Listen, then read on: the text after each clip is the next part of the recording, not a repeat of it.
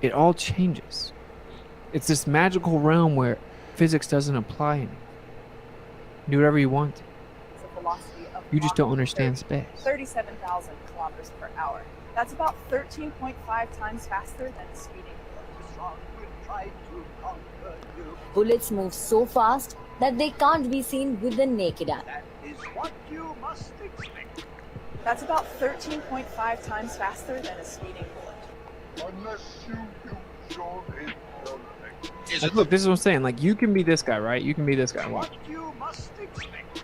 That's about 13.5 times faster than a speeding bullet. Wow, 13 times. Yeah, but he's just moving the flag around, and yeah, there's no Atmos, but you can. Yeah, they're in space. You can do that with everything. Is it the future? Is it the key to reaching the stars? Or is it just 5 totally awesome days away from mom and dad? Flat earthers won't use the term atmosphere because it has the word sphere in it, but the S is part of the word sphere, so they should be just saying atmo. Land. Here is a world of imagination, hopes, and dreams. Magic and make-believe are reborn, and fairy tales come true. Fantasyland is dedicated to the young and the young in heart, to those who believe that when you wish upon a star, your dreams do come true. So we're delighted to have Buzz Lightyear joining us here at the Smithsonian. We hope that you'll feel right at home. No, you're right. Elmo's smart.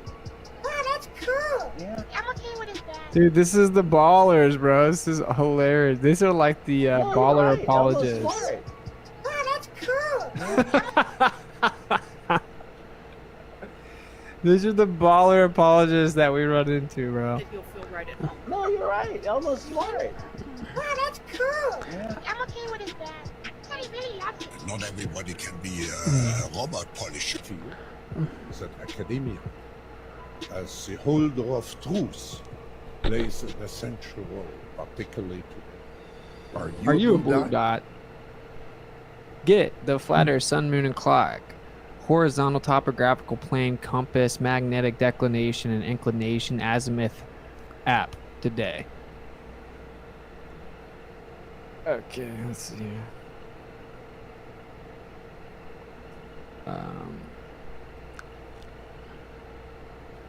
I wish I could find that video. There's a blonde-haired female astronaut that just straight up says, she's like, yeah, I couldn't tell a difference at all in the real thing and the simulations, and I would have no way to know. And the only difference was that that the real mission went way smoother than any of the simulations. There was like no problems at all, and I couldn't tell the difference at all. I would have no idea. That's what she said. That's what Gene Kranz says.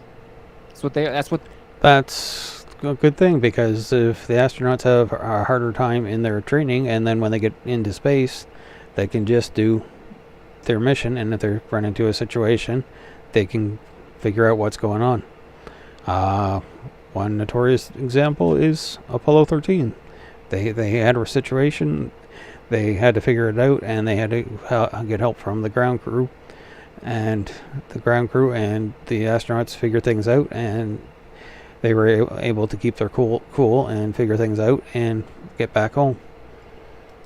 But the lady from the Artemis that's commentating the Artemis mission just said that she couldn't tell the difference. You could tell her that she was completely tricked and that they didn't go anywhere and they were just in the simulation.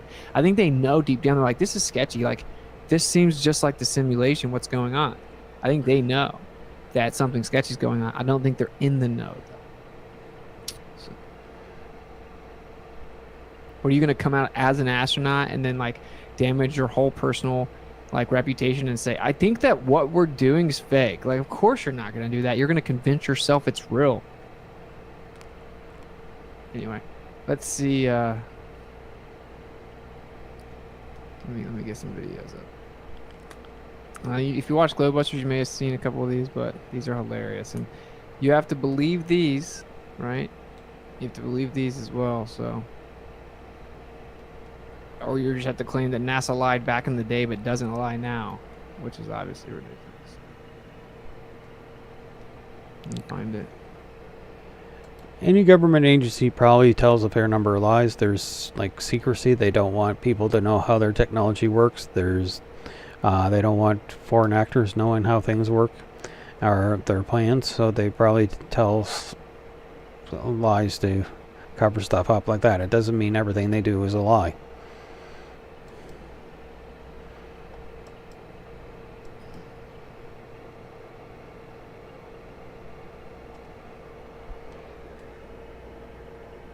The launch is not a go for today. It's being rescheduled for tomorrow at 6.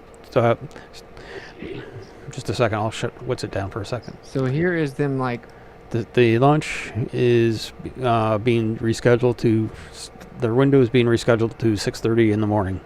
So they were just informed just a few minutes ago. So I'm just going... I started going through the Switsit video, so... just for practice kind of thing. So if you want to stay, Lindsay, stay.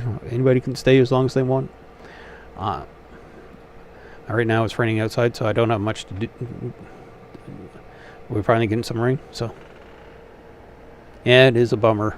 Well, this morning, a boat actually went into the marine exclusion zone around the little peninsula that they're on, and there was a fire on the pad at the last minute.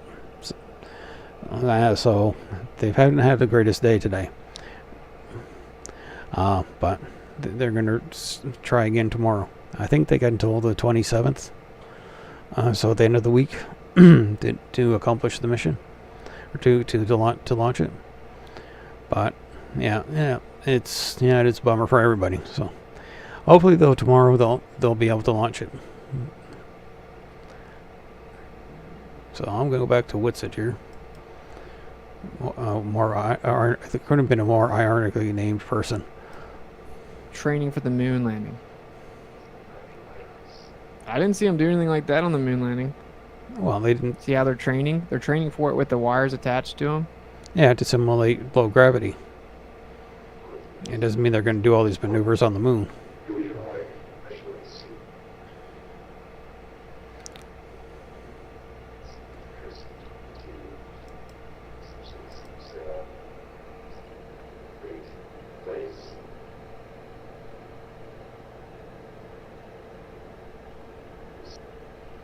Okay. This is obviously the most infamous space story.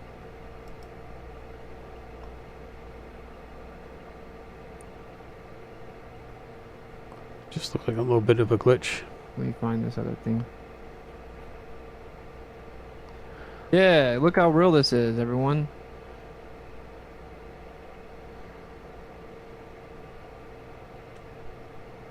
What, they're having fun in low gravity? Yeah. Patriotism. This is patriotism at its finest. These brave young Catholic Masons, they stood up in the face of communism and terrorism, and they won on behalf of capitalism, patriotism, and freedom. And if you question this accomplishment, you basically worship Satan, even though the people that actually put on the program, even though it was to the moon, they named it after the sun god, and they clearly do worship Satan. Everything names after Greek gods, but whatever. Who cares? Okay, some stuff to unpack there. The Masons are a fraternal order.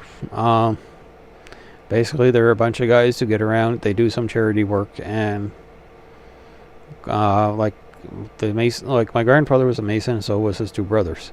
And when I was a teenager, I spent helping them a few times. And it's mostly cooking for big dinners and cooking breakfast and doing these dinners to make money to send sick kids to camps and stuff like that. They used to be the Shriners. You used to have to go through Masons, and there was like one. The York rate was Scottish rate, I think it was 32 steps, and the York rate, I think it was like 8 or something like that. And that's where they get these, like the 32 levels. No, I haven't been around the Masons in a while, but it's basically, what the final order is a Shriner, which is an order that has charity hospitals throughout the states. So they're not a bad organization. They got a bad name. There's some lodges that probably done some bad stuff, but it goes back to the the stonemasons. They noticed that the stonemasons can move freely between borders, so they learned the terminology from the masons, and so they can pass as masons and move freely through borders. They're often, a lot of the conspiracy theories, theorists put them with the Illuminati, which was like a secret society in Germany in the 1700s. But back then there was all kinds of secret societies because for political and religious reasons. One religion wanted to eliminate all the other people of the other religion, or you wanted to overthrow a king or a monarch or something, so you had these secret societies. They don't have any real power nowadays, and there's one of the early employees of JPL who died actually before NASA was formed, was associated with a guy named Crowley, who was some kind of satanic leader in California. That's where they get part of the NASA's Satan, but they'll rearrange the letters in NASA, or try to associate it with the Jewish Bible for the devil and stuff. So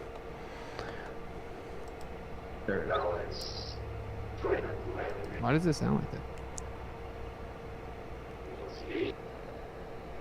So how dare you not believe? I'm trying to find this thing I want to show you guys.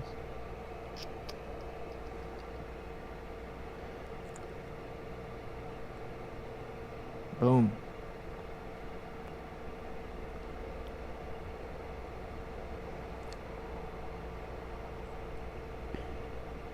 So yeah, anyway, here's they just look ridiculous in the moon landing. Like, all you have to do is watch parts of it. And if you make yourself believe this, you're lost in the sauce, bro.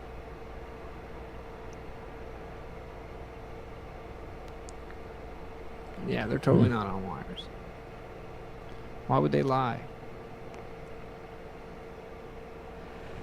What was that shiny thing? What was that shiny thing?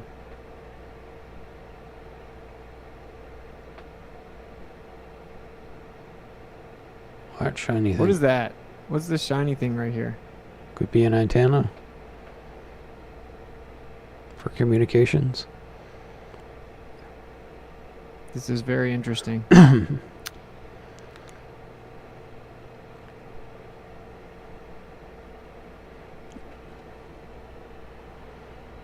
What is that? Looks like an antenna to me. How do people argue for it? What is that? How is that not a wire? What is it? I want to. What? Come on, there's some apologists in here. Can someone tell me that this, other than this being a wire, what is it? What, bro? Can I make it any slower than that?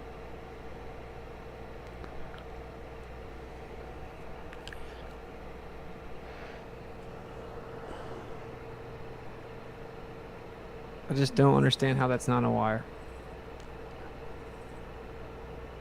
I think he's seeing what he wants to see. Dude, trust me, they have an answer. They come with an answer for everything.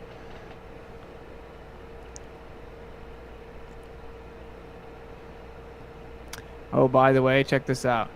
You couldn't land on the moon because, look, they say that we can land a plane on the Earth because even though the Earth is spinning underneath the plane, actually the atmosphere moves with the Earth, so it drags the plane with it. So then you're able to land, and it's negligible difference. No, it's nonsense. And actually, north to south flights on the Earth debunk the spinning globe. But think about something that was brought to my attention. If you were to go land on the moon, well, the moon is spinning with no atmosphere, 10 miles per hour at the equator, and it's also orbiting 2,200 miles per hour around the Earth. So if you're going to go down and land on that, dude, it's going to be spinning away from you while shooting away from you. They say that they went into an orbit around the moon, but then they dropped the lunar module underneath it. The moon is going to be flying away from you, right? Like, you're not in orbit. Like, they started to say that, oh, well, yeah. First they tried to say that, well, it's spinning, but it has weight on the moon, so it's bringing you down to the center of the mass of the moon. So it's going to basically pull you at an angle to keep up with it, which is completely absurd and not how it works in reality. But even if you want to claim that, it's not going to work like that at all. 1/6 gravity is not going to pull you the exact speed around the globe as you go straight down, so that's going to keep you at an angle. Then what's that have to do with the fact that it's in orbit? You're not in an orbit with it anymore, so it's going to be moving through. Oh, stupid. Sorry. I'm trying not to be an insult. I'm not trying to avoid insults. When you're in orbit around an object, you have this same momentum as the object. Oh, kind of. So when you're descending, you're going to the center of mass. I've got to go through that again. These brave young Catholic Masons, they...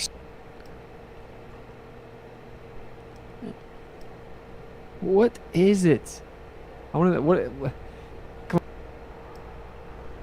Plus, they have this Trust me, they habit haven't of answered. They jumping couldn't around answer between it. things.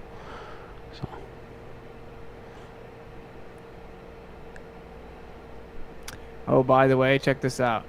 You couldn't land on the moon because, look, they say that we can land a plane on the Earth because even though the Earth is spinning underneath the plane, actually the atmosphere moves with the Earth, so it drags the plane with it. So then you're able to land, and it's... Okay, the plane propels itself relative to the Earth. That's why they have those two round things underneath the engine, underneath the wings. So you use the engines to control your speed. It has nothing to do with being dragged in the atmosphere. So yeah, they that's how they do it. They control the speed. If you want to go 50 miles relative to the surface of the Earth, you put enough of accelerator to go 50 miles. It's usually a few hundred kilometers relative to the surface of the Earth. And that's what pilots are trained to do, is so you go one way. The pilots have to go through training to do all this. So to go one way, you put 50 miles an hour that way. You go another other way, you go 50 miles the other way.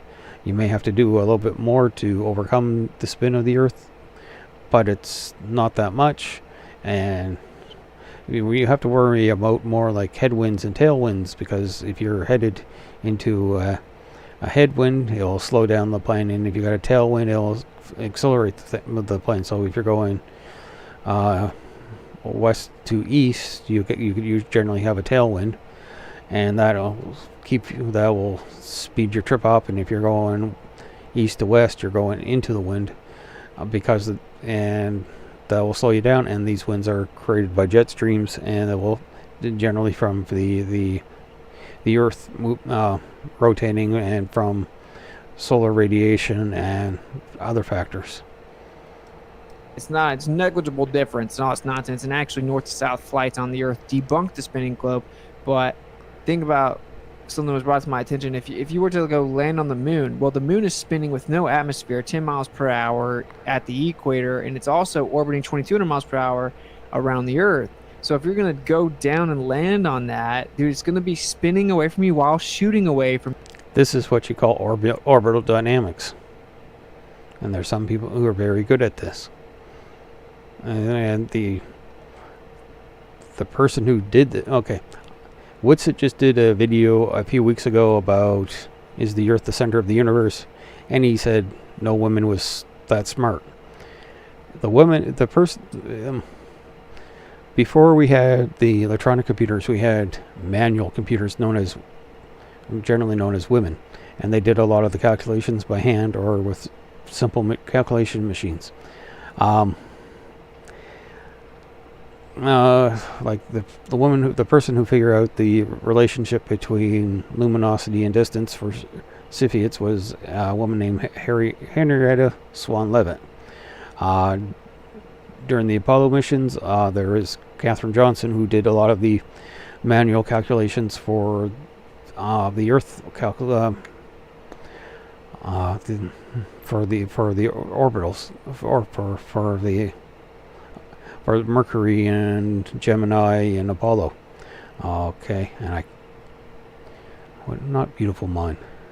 Hidden Figures. If you watch that movie, she's the main woman in there, and also during that you can see some of the background characters learning Fortran, which is a computer language that was invented back then.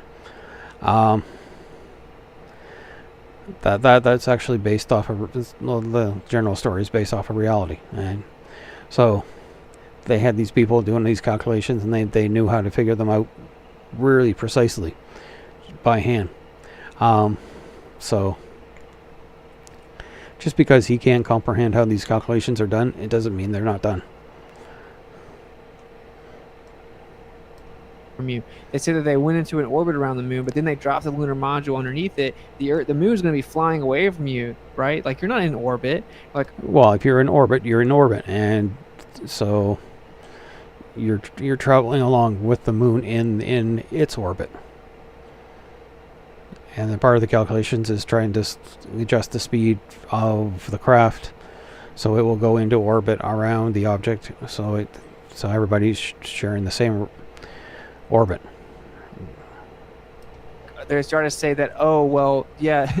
First they tried to say that, well, it's spinning, but it has weight on the moon, so it's bringing you down to the center of the mass of the moon. So it's going to basically pull you at an angle to keep up with it, which is completely absurd and not how it works in reality. But even if you want to claim that it's not going to work like that at all, 1/6 gravity is not going to pull you the exact speed around the globe as you go straight down, so that's going to keep you at an angle. Then what's that have to do with the fact that it's in orbit? You're not in an orbit with it anymore, so it's going to be moving through space while you're trying to go straight down onto it. You'd have to go at an angle accounting for the spin and the orbit, right? And then you have to land on a moving surface. Dude, the moon landing is physically impossible. It was physically impossible. And this is what you call an argument from personal incredulity, which means I can't, which basically means I don't understand it, therefore it's false. And it's a logical fallacy, which means that's not really a good way of arguing. I think that's hilarious. Anyway.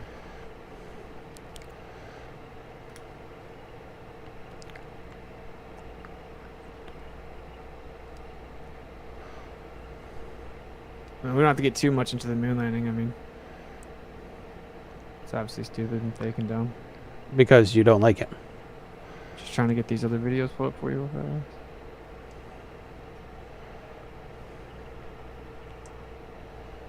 What did someone say? That's a sun ray reflecting.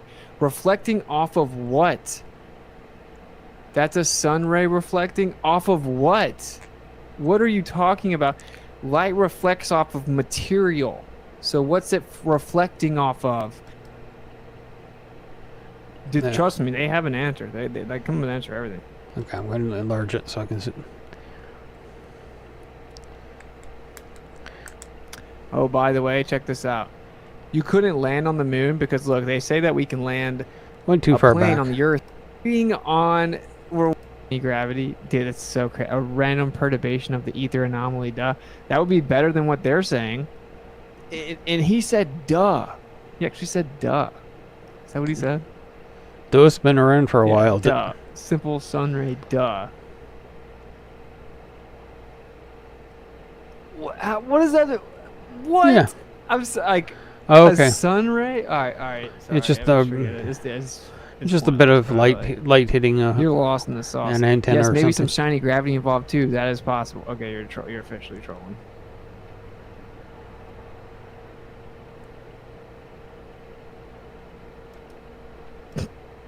This is all the times they defy physics is actually shiny sun rays also. Maybe you were just being sarcastic though, and I've totally misread you. What's crazy is it's so bad, like the apologist arguments are so bad now, I thought he was being serious. What's it? I was being sarcastic. Yeah, I put that together right before you commented that. Bruh, that's what I'm saying. It's so bad that, like, I thought that may be your argument. How can you get anything but trollish responses when it's out? See, I'm explaining why I don't always understand the trollist responses because it sounds like the stuff the serious credentialed globe proponents say to me on a daily basis. Like, it is actually. Here's the thing. Trolling on the internet is when you go out looking for things to start a kind of a fight with. But these guys start going after the moon landing and science and stuff. So we basically have to troll them back to just try to figure out what they're doing and try to fight back their influence. The credentialed globies or globitar, whatever, I don't want to get into their insults, but there are people. People don't have to be credentialed to understand the science behind all of this. So, but one argument is they often have is these people are indoctrinated because they get an education. The education can be quite rigorous. Actually hard to tell the difference. Like, you guys make jokes and you don't realize that, like, these credentialed people that defend the globe, like, they make the argument seriously. I wouldn't be surprised if someone said something like that. I would just have to wait till they came up with some. Well, technically, there's a little bit of atmosphere on the moon or something crazy. Like, it's inside the Earth's atmosphere, which makes it worse for them when it comes to the orbital problem. The moon landing's physically impossible. You can just check. That's check, man. You can cry about it, but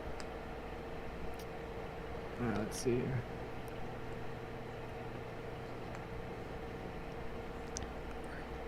All right, we're gonna come over here.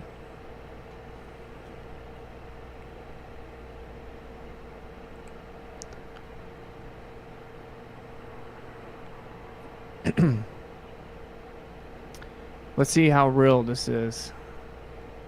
Has gazed at the moon. For millennia, man has gazed at the moon. A century ago, he first captured it on film. With modern telescopes, he studied it in more detail. He's conjured up ways to signal sunlight off a gigantic mirror, a field of electric lights in this 1920 film, by which he could flash Morse code. Hello, is anybody out there?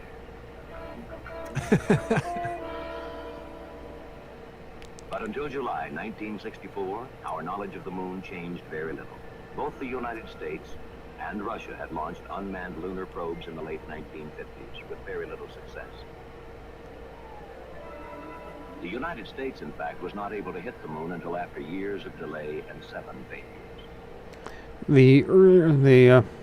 I don't know if they're going to mention it or not. Russia's Luna finally passed within 40,000 miles of the lunar surface.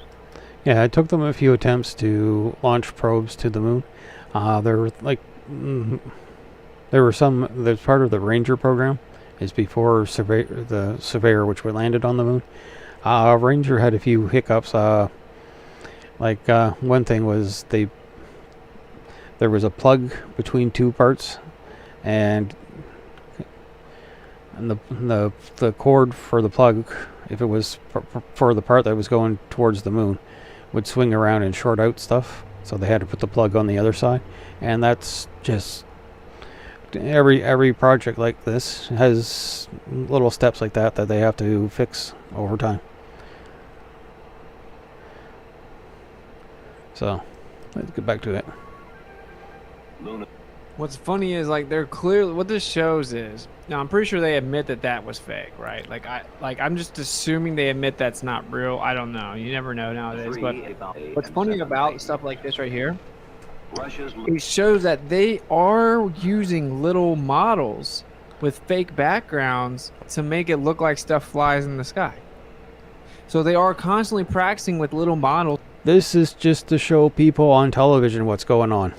To make it look like they're flying. Maybe you would just use a less realistic background or something at times, and then just switch it out. I think with I'll a keep realistic going one for the models that you put off as real.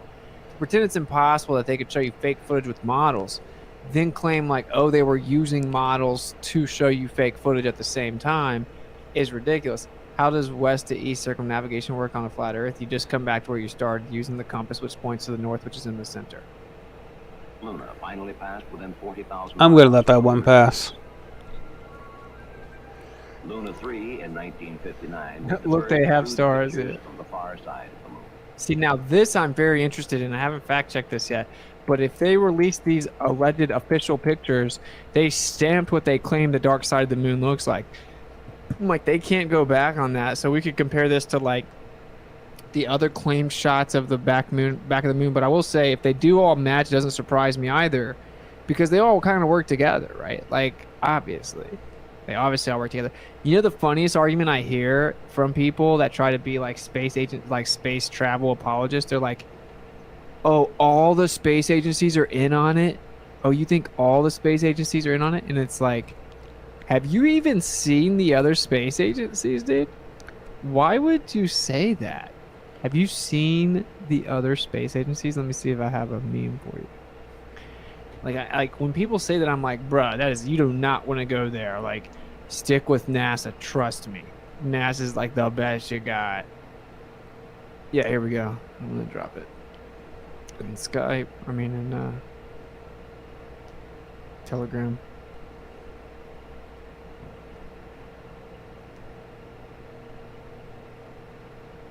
The other space agencies do a lot of especially like the European Space Agency or JAXA or. You think all the space agencies are in on it? Well, let's see. Let's see. And then you got the Russians, though, who are not quite. Credentials fallacy, bro. They're way past like understanding you can't use fallacies. I had a Globe the other day saying, "I don't care if it's a fallacy. I don't care about your fallacies." It's like, they're not mine. You just Look at misuse the them. moon missions here, bro. Okay. Wow, super real. I Super real. think those are just artist impressions. Miles of the lunar surface. Luna 3 in 1959 made the first crude pictures of the far side of the moon. Later, American spacecraft were sent aloft as reconnaissance vehicles. 17,000 pictures were relayed back to Earth by 3 Rangers, which hard landed on the surface. These were the first close-ups, 2,000 times better than anything ever taken through Earth-bound telescopes. Yeah, Rangers hit the moon. Surveyors landed. Look at this, dude. Surveyor, with soft landings on the surface. Like Ranger, to gather information essential to ever land astronauts. This is spinning and orbiting while you land on it, bruh. This is the part I'm very interested in. I'm going to look more into it, right? But these pictures right here, they're claiming specific features of the moon. The first crude pictures of the far side of the moon. These could come back to bite them if they don't all agree, but like I said, I wouldn't be surprised Later, if they do. American Rangers, which hard landed on the surface. These were the first close-ups, 2,000 times better than anything ever taken through Earth-bound telescopes. It's just so funny. Yeah, you just landed on this rotating, revolving rock. No problem. Let's check out China. You think all the space agencies are lying? Oh, I don't know. Let's look at some of the other ones. China and the U.S. aren't quite friendly. Actually, the Chinese are banned from the International Space Station. China's actually banned from NASA projects, so they don't get hold of the technology.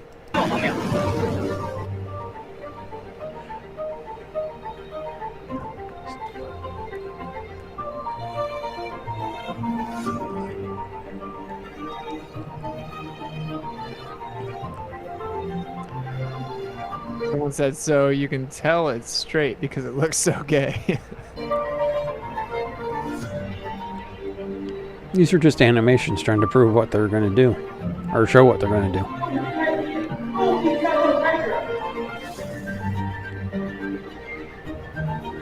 You gotta love the emotional music, man. Cue the emotions, bro. It's like when I'm editing a video or something. It's like, it's gotta be dramatic.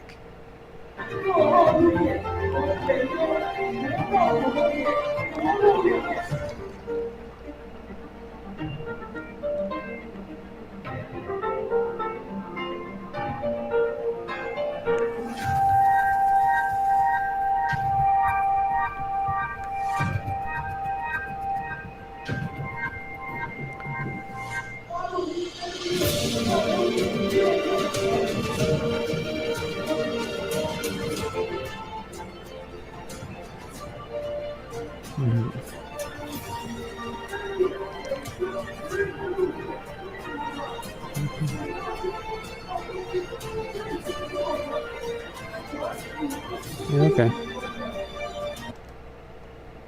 That's supposed to be real, bro.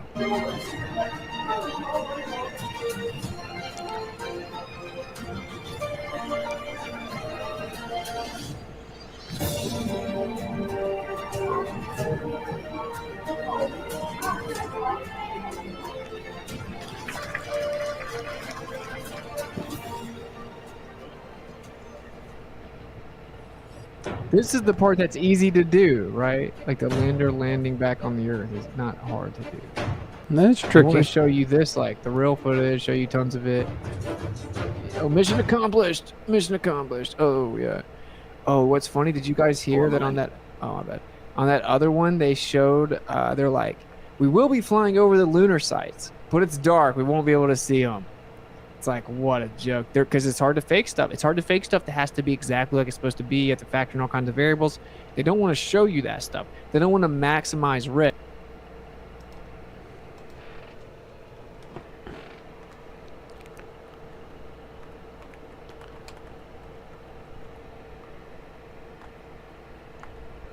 Okay, this is images from the Lunar Reconnaissance Orbiter. Okay, let's see. I just want big pictures of these.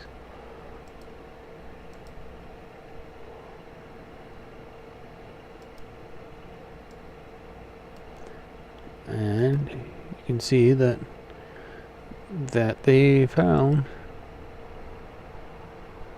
No, this is not it. So they have found some of the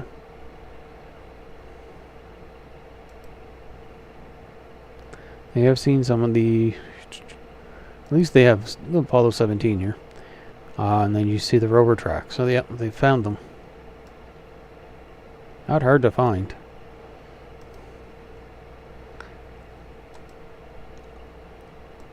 Risk, right? Like they don't want to show you what they would have to like fake. I mean, they have to fake all of it seemingly, but look, I'll show you this as well.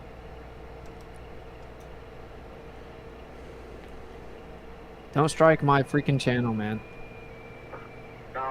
I think you've been after my channel, so I'm... Jack Schmidt having a few problems. Jack Schmidt was actually the only scientist to be on the moon. He was a geologist. Comical as these recordings of astronauts falling on the moon may seem, they were actually carried out under mission orders and were of valuable importance to NASA's research endeavors. Oh, they did it on purpose. I can't listen to that guy. I don't think I can do it. I have to listen to you. Space. I don't have to. I just can't. You're lost in the sauce, my brother. I don't have to listen to them. Why astronauts fall? For scientific reasons, even though it's dangerous, but they didn't jump. They didn't see how high they could jump. And if they did, then you got a serious problem. See, the apologists now say they didn't try to jump as high as they could, but some claim that that was the official story, that they did jump as high as they could, but they were supposed to go 1/6 gravity, which means everything, your suit, your body weight, everything is 1/6, but you still have the thrust power of a man on the Earth. So you should be able to jump significantly higher. Oh, I don't know, 6 times higher. And that's why when you see when they were training in that other video, it shows them jumping crazy high. Now, they didn't ever do that. I'm sure they tried it in some of the footage that they showed us. And whenever or that they didn't show us. Plus, you have to take into account the mass of the spacesuit and probably some limited mobility of being in the spacesuit. So they probably couldn't jump 6 times as high. And they maybe behind the camera, they probably did something. But it doesn't prove anything. And if you think about it, what's so crazy is for you guys to show us the footage that looks that bad. Like, imagine some of the stuff we didn't see, because that was like the best they could come up with. This is why I'm on the fence that they try to fake the moon landing. I don't think that they try to show us people walking on the moon again. I just don't see how they can get away with it. I bet they coincidentally land on the dark side. I bet they don't make it where we can see it, right? We should be able to have all kinds of satellites zooming in on the people on the moon, right? Why can't we do that? Why can't we do that? We should have all kinds of satellites zooming in, all kinds of telescopes zooming in, all kinds of people seeing them on the moon. Why can't we see them on the moon?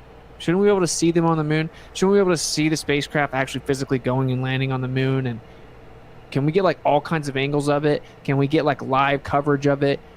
they won't fake that. I don't think that they can fake that. I think that they regret doing the Artemis mission. I have a supposed $20,000 bet with someone that thinks that they are going to go to the moon. I thought the bet was for 2024. He said that it was for 2027 or something. I don't know. Thanks for all you do, brother. Yeah, bless your family. What's it going to get? $20,000?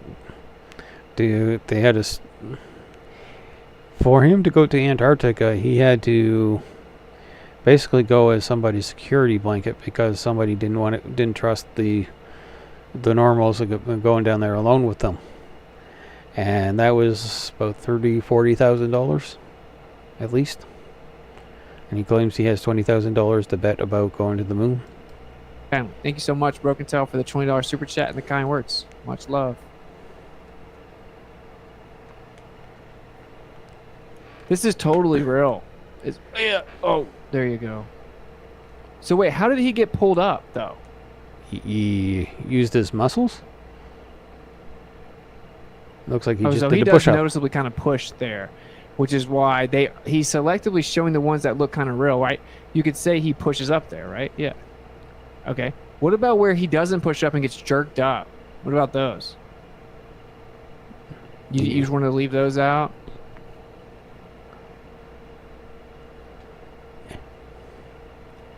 Dude, I heard that Neil Armstrong only did like 2 public interviews. That is super suspect if that's true. And then Buzz was like the PR guy, and he's an alcoholic, like raging lunatic. It made him go crazy to have to lie to the public that much. Some people are private people. Neil Armstrong did it because he was a patriot and that he probably thought it was a great idea to do.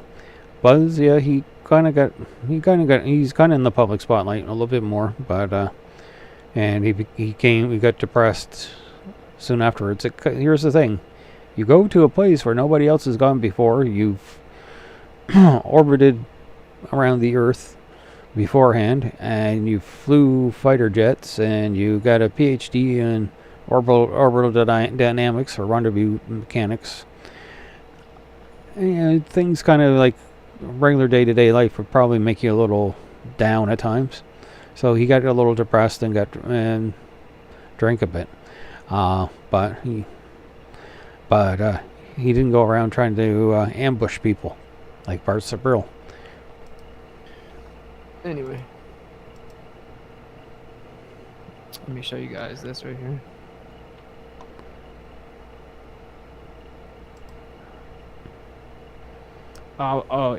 They do show a portion of this where you see it like the same problem where like what's reflecting off of these people. Now, they have to have an excuse for it, I would think. They've got to have an excuse for the shiny stuff coming off above there. Sunlight?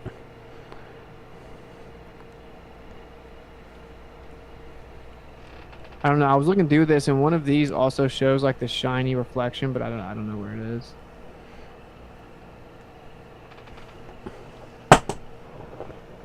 Oops. No, Something just dropped.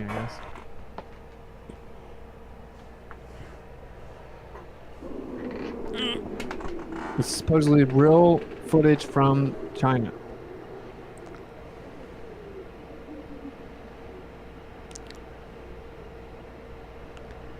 Oh, let the lunar experts speak.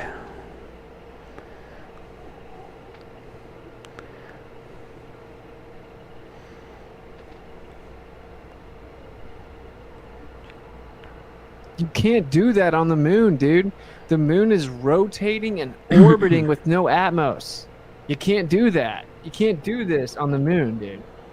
It's not rotating as fast as they think it is. And yes, you can if you know the math. Golf cart audio.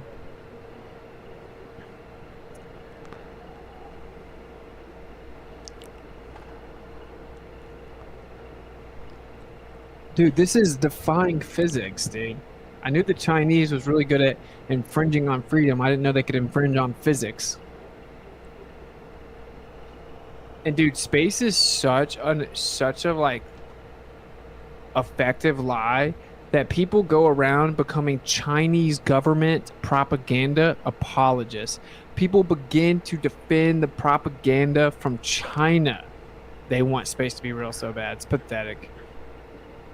Okay. Dude, the whole thing would be destroyed, not just because you hit it hard, but because the Earth would be spinning away from you, bruh. I mean, the moon. I mean, it's bad on the Earth. It's definitely not going to work on the moon. You can't. It's spinning. They say the moon rotates 10 miles per hour at the equator, and it's revolving around the Earth 2,200 miles per hour. Right? So, how's that work? How does that work? Like, I've heard all kinds of different answers, which is how you know they don't have an answer. But if we make this argument popular enough, they will release a mainstream article giving them the answers, and then they will believe the new answers. They do this every time. And the fact they're like literally responding to flat earth arguments as we come up with them should probably be pretty telling. The fact that in all their press releases they're like, I promise this is real. This is totally real. This is not fake. This is totally real. Like, I know it looks fake, but it's totally real. Like, why would you have to say that over and over, bro? Okay, I know I said I did the entire video. I'm kind of getting to the point. I've had enough of Witsit for now. Hope everybody has a good day and goodbye. And hopefully they'll launch tomorrow. But it's gonna their earliest time that is gonna start is probably at 6:30, and it'll probably be 6:30 Newfoundland time, which is okay. Not 6:30 Newfoundland time is 6 o'clock our time in the Maritimes, which is Atlantic time. It'd be about 5 o'clock in the morning Eastern time, and 4 o'clock Central time. So it'd be very early in the morning for everybody west of us. And in England, it'd probably be around 10 a.m. Okay, so I hope everybody has a good day, goodbye, and see you next time. Or hear you next time. Bye.